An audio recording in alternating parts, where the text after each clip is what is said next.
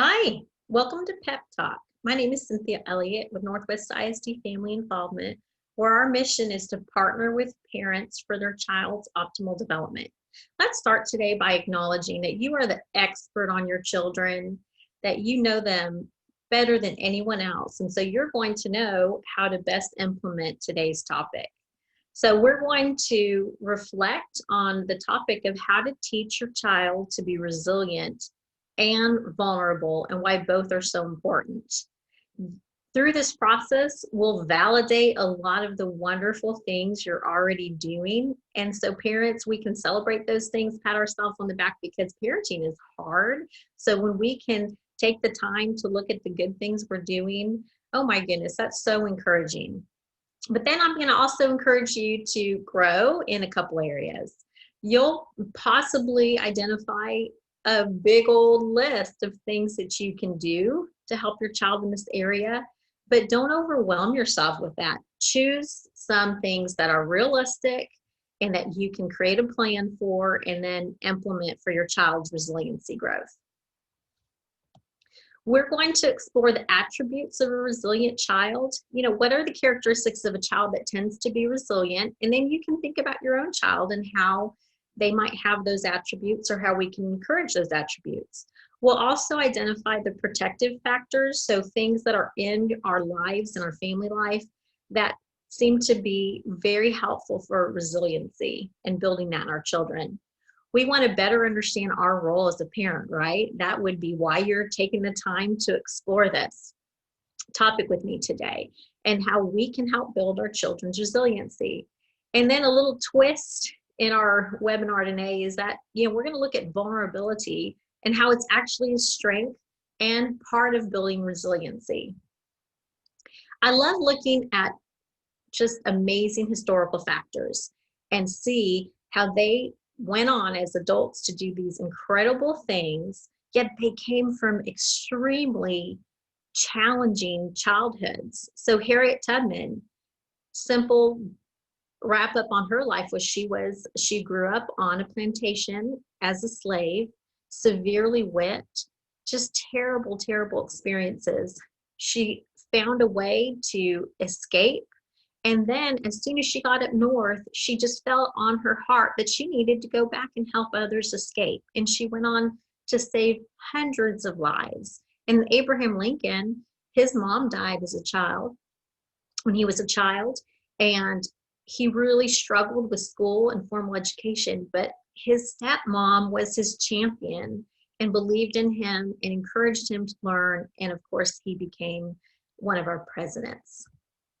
So when we think of resiliency and vulnerability, let's set some definitions on this to make sure we're on the same page.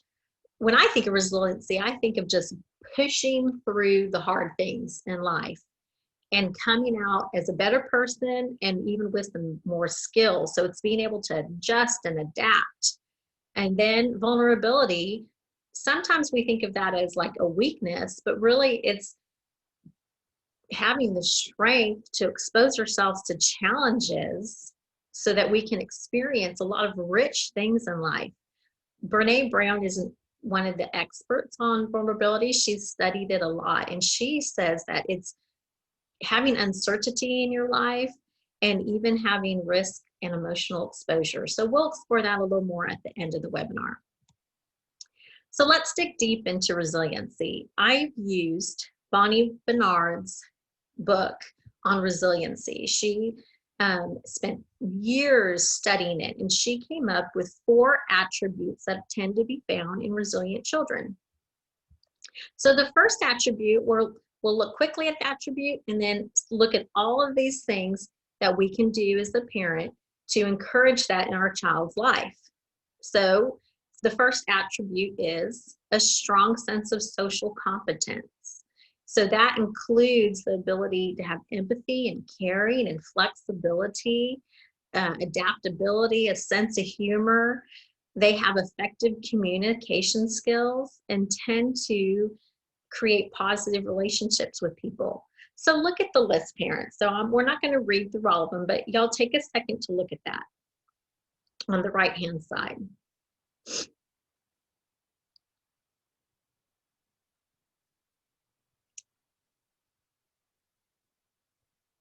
use the process of identifying a couple things that you know you're already doing as a parent, but then choose a couple things that you can encourage.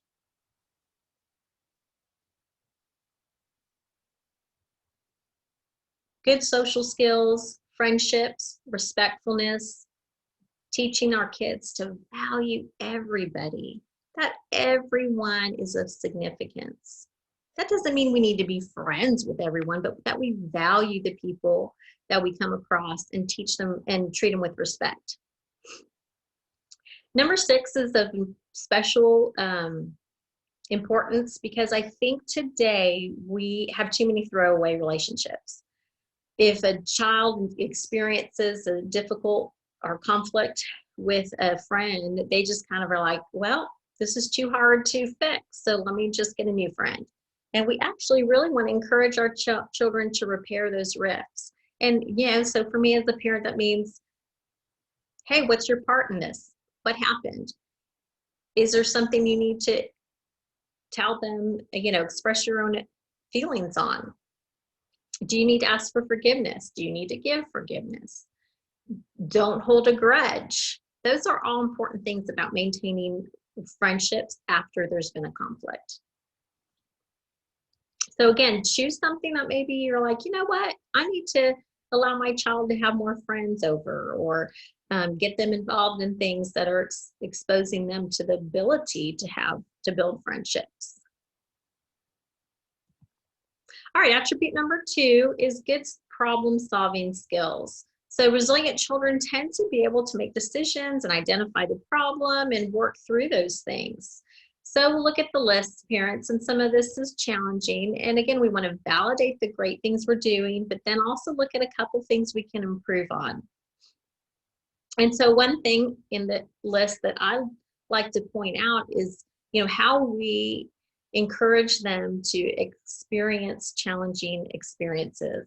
So what are we exposing them to that will push them, like stretch them, but not anything that's unrealistic or not age appropriate, so it's going to stretch them, going to make them work hard. And then at the end, they are going to feel so great about their accomplishments. Or what if they fail? That's a super tough thing as a parent, because it's so disappointing for our kids when they feel like they don't make the team, or they don't do as well on a project that they had hoped for.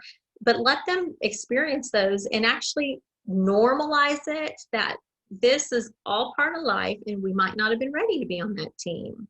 That happened in my family recently. My daughter was trying out for the high school swim team as a freshman, and there were about 35 spots for the team, and there were over 50 kids trying out. And we had a discussion on the night of tryouts about going in there, doing her best, and afterwards, the reality that she might not make it. She might not make it on the swim team. And she just was really mature and said, Mom, if I don't make it, that means that I'm not ready, and I'll just keep practicing this year and I'll try again next year. And I was so proud of her. So the good news is she did make it.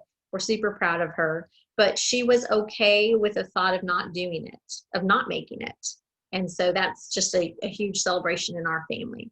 So choose a couple things to jot down. Maybe you thought of something that you can do for your child to help them build their problem solving. The third attribute is that resilient children tend to really feel strong about themselves, like they have a really good sense of identity. Not necessarily even like this high self-esteem necessarily, but they're like really kind of strong-willed. So if you naturally have a strong-willed child, they really have a heads up, like they're going to be in better shape, even though it's super hard to parent a strong-willed child. It's really for their good that it's gonna end up being really good for them. So look at the list there. Like, what are the things we're doing to encourage our child's sense of individuality and autonomy, and that the whole "I can do it, mommy" or "dad," "I can do it, grandma," that feeling in their life.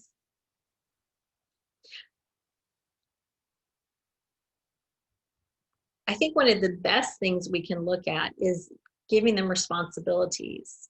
And so in our home, as soon as they can do it, I expected them to do it. So when they were at an age and at a skill level that they could do something, I kind of let them have that.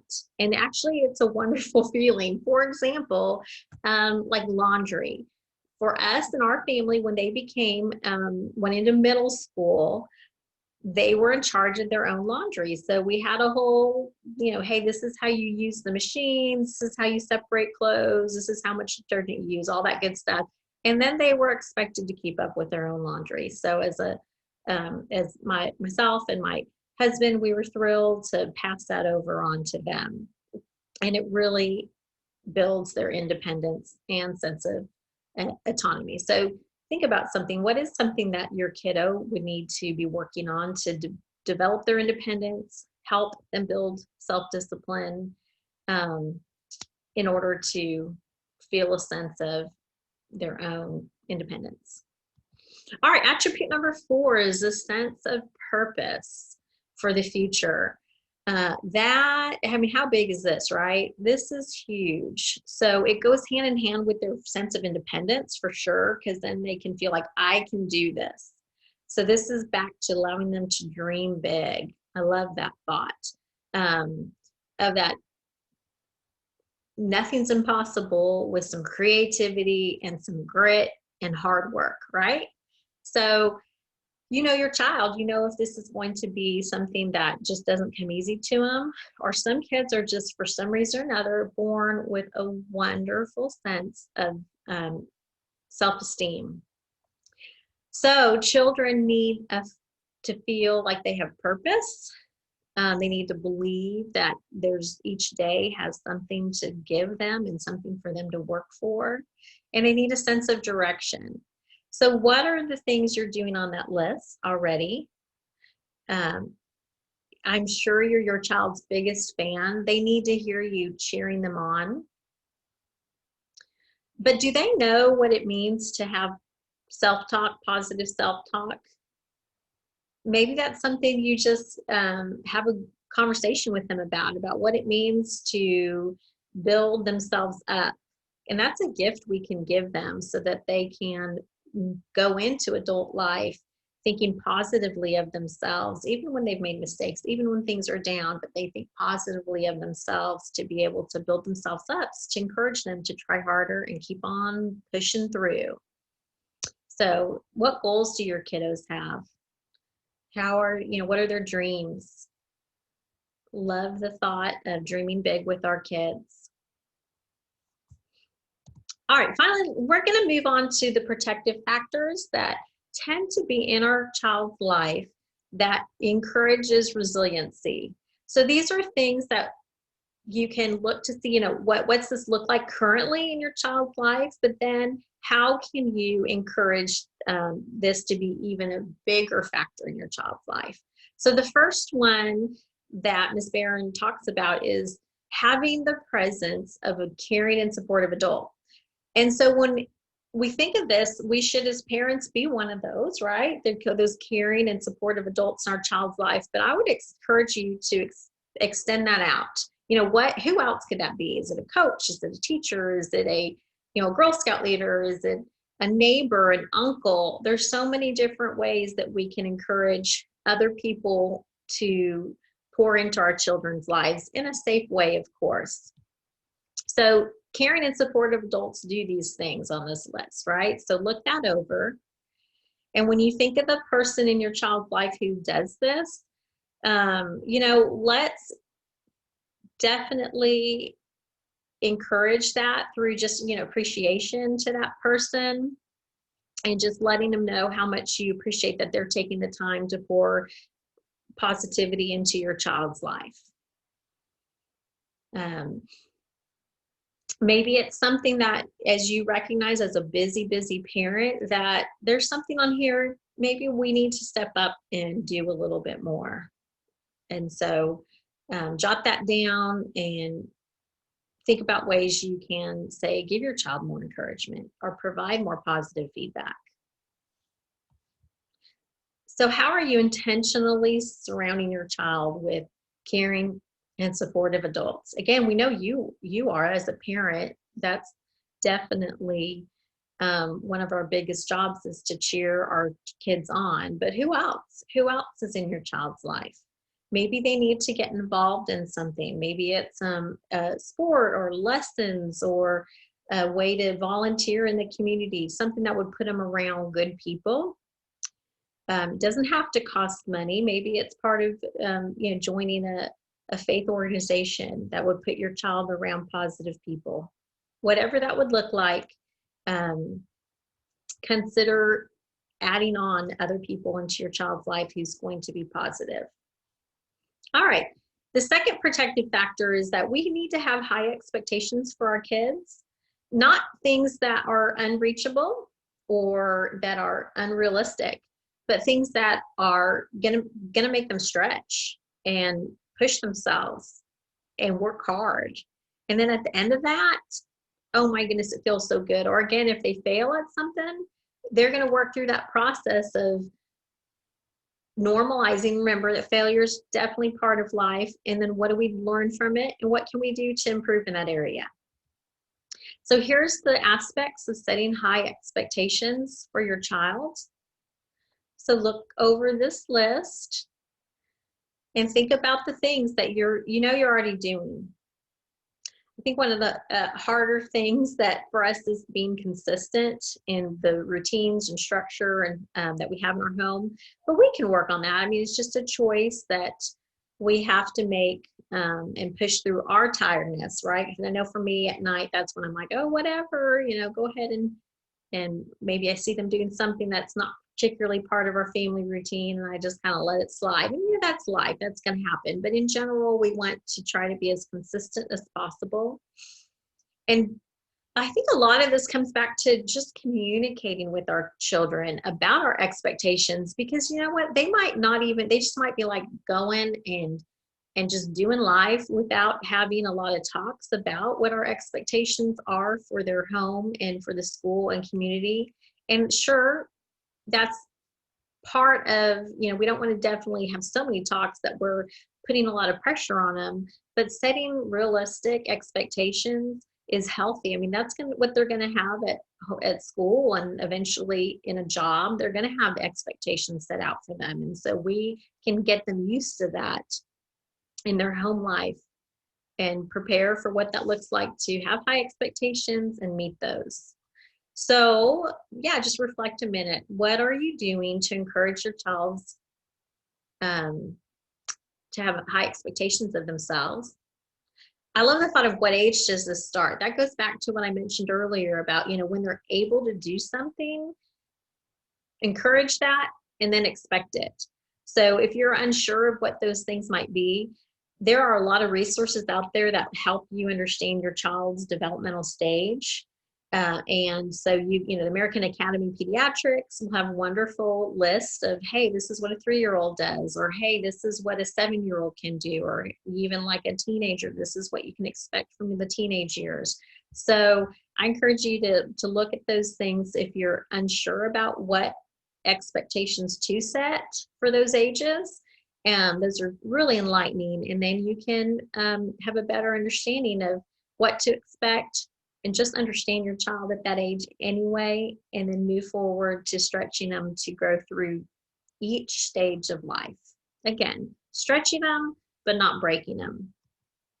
Protective factor number 3 is opportunities for meaningful participation. And I love all these pictures because it's a lot of fun, right? I mean, all of that looks so great. Camping or whatever outdoor activities, things you do as a family, encouraging to be creative, singing, dancing, theater, sports, activities, and that build civic duty like Boy Scouts, Girl Scouts, and then just as a family, volunteering. And that doesn't have to be like crazy structured. It could be something that's free, or even actually it could be just helping your neighbor out. Maybe you have an elderly neighbor and you just know maybe they need help picking weeds, and just again the thought of helping your kiddo know what can I do to help others is incredibly powerful and meaningful. So we chatted about some of these already, but look at that list and think about what ways you're helping your child dig deep and have meaningful participation in their everyday life. Um, how are they every day thinking of others is basically, because that's what brings us so much meaning and worth, is how we can change our world. Particularly at the very end here of teaching kindness and respect for diversity. That's important. Very, very, very important. And so kids, I love even the youngest of ages when they start noticing the differences, and we can talk about how beautiful that is and how great it is that our world is full of all different kinds of people, because it just makes life more interesting, and that every culture and every country and just even every area of the United States, if you think of it, we just have so many different wonderful foods and thoughts and beliefs that we can really learn so much from each other and have richer lives because of it. All right, so what responsibilities do you give your children for meaningful participation? And how can you encourage them, right, to be, quote, a volunteer, really just thinking of others, helping others out? So think of a couple ways that you can stretch your children on this, and they will feel so wonderful when they make a difference in people's lives. All right, so those were the attributes of a resilient child, and also the protective factors. And so here's a great little resiliency assets inventory. You can take a screenshot, so you can take the time a bit to really think of each of your children in your home. And these are internal assets. So what is it about them that they already either naturally have or have worked to develop in this list here? Are they motivated, flexible, goal-oriented? So you can identify the areas that are a strength for your child. I really encourage you to help them identify those strengths, and then you're going to encourage them through praise, through just telling them, look at how, what perseverance you showed in that when you were working so hard at soccer practice today, or whatever that is. But it means wonders to your kids when you help identify those strengths and then you keep encouraging them. Then look at a couple of them that your kiddos really struggle with, and then take notes to think of how, ways you can strengthen those for your child. We're going to also look at the external assets that a child might have in their life, and that we touched on in both the attributes and the protective factors. So look, what are your child's strengths? Or is there someone in their life that has that's a strong role model? Do they tend to follow the rules? Are there some good community resources in your area that help your child have opportunities to be involved and build resiliency? Is there already a caring adult besides yourself, of course, in your child's life? Be thankful for those things, and good job, parents, building these things in your life. You provide structure for your child, all those things. And then think of them again. We're going to challenge you to please think of a couple things that you're like, what, we can definitely work on this, as a mom, as a parent, as a grandparent, that there's a couple things that you can grow from this list. All right. So let's jump into vulnerability. And it's an integral part, Brene Brown tells us, of the trust building process. And it means that our kids can have deep and meaningful relationships by being vulnerable. So we're going to look at just a couple minutes of Miss Brown.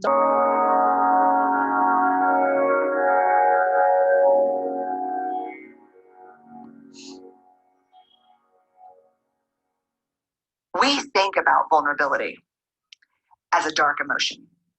There are a lot of people who talk about positive emotions, negative emotions, dark emotions, light emotions. We think of vulnerability as a dark emotion. We think of it as the core of fear and shame and grief and disappointment, uncertainty, things that we do not want to feel, right? Things that I don't want to be vulnerable because that means I'm afraid. That means I'm uncertain. That means I'm at risk. I'm exposed. I'm in grief. So what we do is we armor up and we say, I do not want to slip into these dark emotions. I will not let myself be vulnerable. But here's what I learned from the research and certainly put into motion in my own life that was the most life-changing, is that vulnerability is the center of difficult emotion.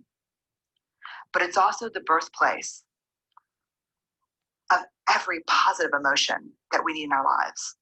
Love, belonging, joy, empathy. How many of you would agree that we're in a serious empathy deficit in our culture today? Totally, right?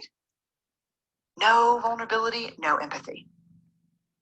What a powerful thing for her to say. No vulnerability, no empathy.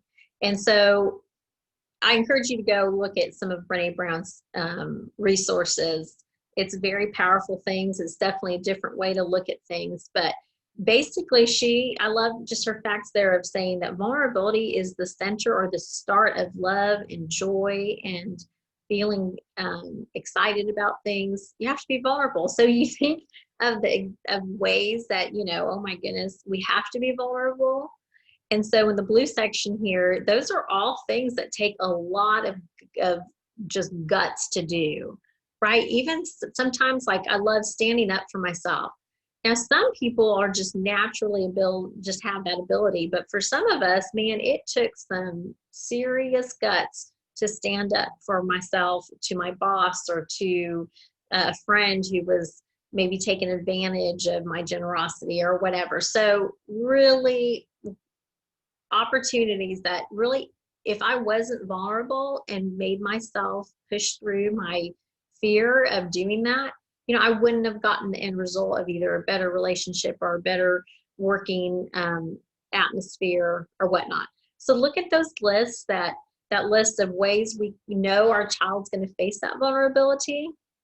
And then how, as parents, we can encourage their vulnerability and just talking to them about what it means, what's that look like?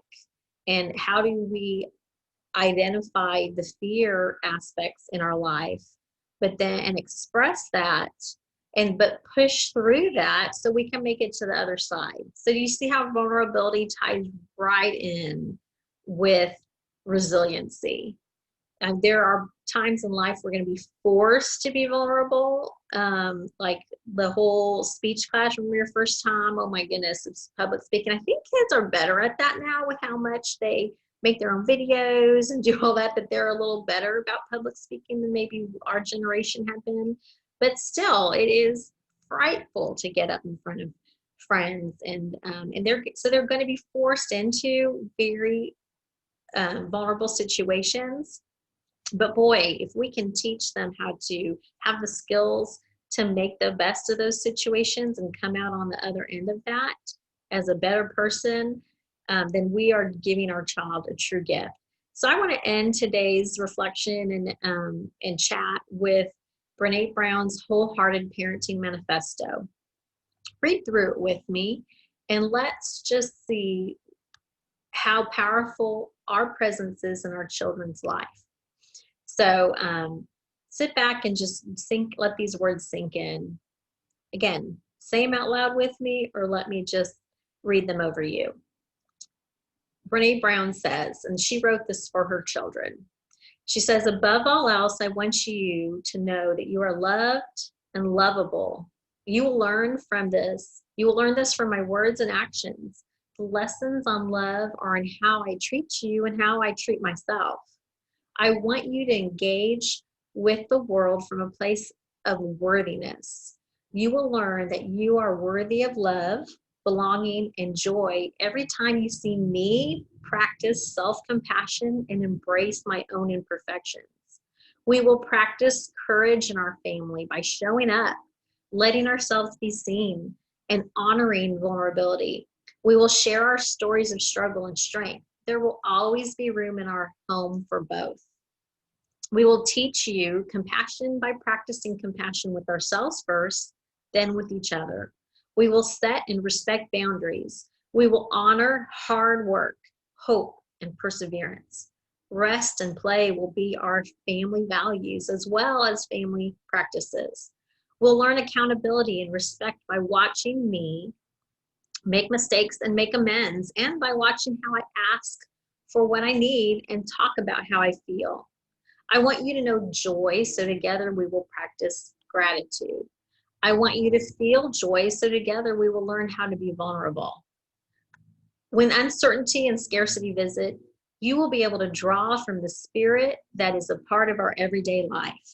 Together we will cry and face fear and grief. I want to take away your pain, but instead I will sit with you and teach you how to feel it. That's powerful. We will laugh and sing and dance and create. We will always have permission to be ourselves with each other. No matter what, you will always belong here. As you begin your wholehearted journey, the greatest gift that I can give you is to live and love with a whole heart and to dare greatly.